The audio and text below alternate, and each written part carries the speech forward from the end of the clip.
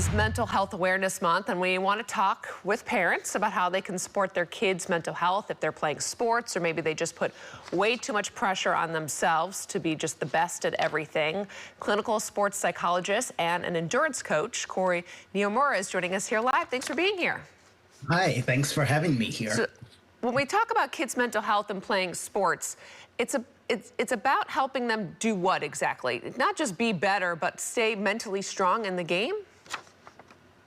Yes, and also just finding ways to actually encourage them and help them have perspective about their sport in life, so that they don't get overwhelmed with the pressures that they face.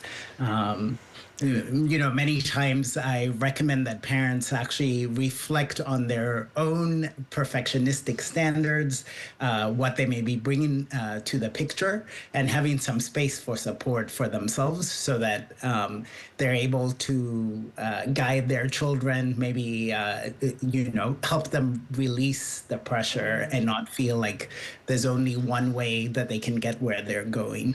Do you find that it's different if they're an elementary school kid, like playing Little League, or in middle school or in high school, what parents can do to help their kids in those different stages of their lives? With the different, I would say the bottom line for all the ages is really helping your kid remember that the thing that's going to help them succeed is actually having fun and focusing on the skills that they're trying to develop, not just about the sport, but like about being good teammates, no matter what level, building the community around them so that there's a larger purpose. It's not just about whether they win or lose or, so, you can make it age appropriate, but you're really trying to focus on life is big, and this is just one of the things we're doing, even if it may be all-consuming sometimes. So my son plays Little League. He's pitching, and sometimes, some games are great and some games are not. There's a lot of high highs and some low lows. How can I, and parents that are sort of in the same situation, after a game that doesn't go so well, help them kind of work through remembering that this is about having fun?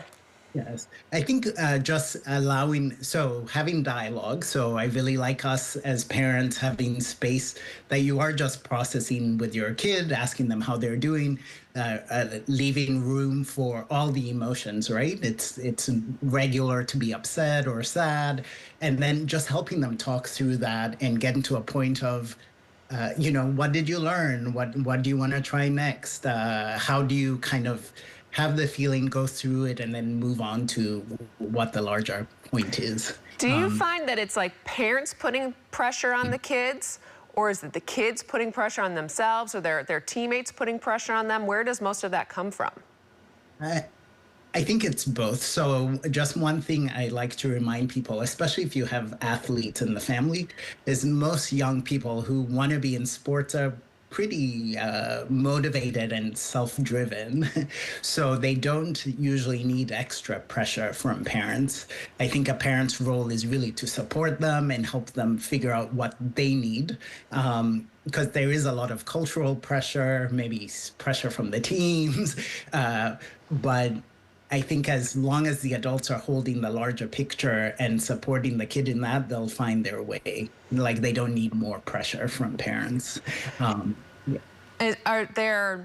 should these conversations happen? Like after the game, on the way home, during dinner time? Is there like a better window to sort of encourage the kids and get into their feelings a little bit?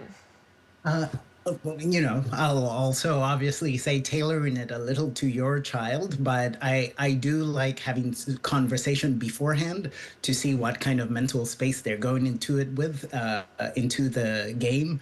So this could be the night before, or as you're driving there. If they do want to talk, some kids may not want to, but definitely making sure there's space to be like, hey, I want to hear how you're doing, how things went.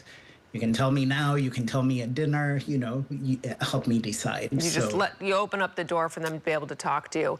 Have you found, like, what is the best advice that you give parents so that their kids' sporting experience is a positive one for them? I think just holding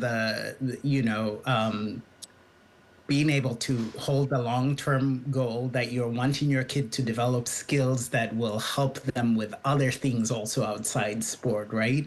So that you're having fun when you go to their games, when you're taking them to their practices. The parents are also enjoying themselves. They're not yelling and stressed out, right? That it's actually something fun for the whole family, and that it is optional, even if it may not feel that way sometimes. I think that allows the child and the family to remember there are lots of ways to get to your goals for your child, and that the kid remembers that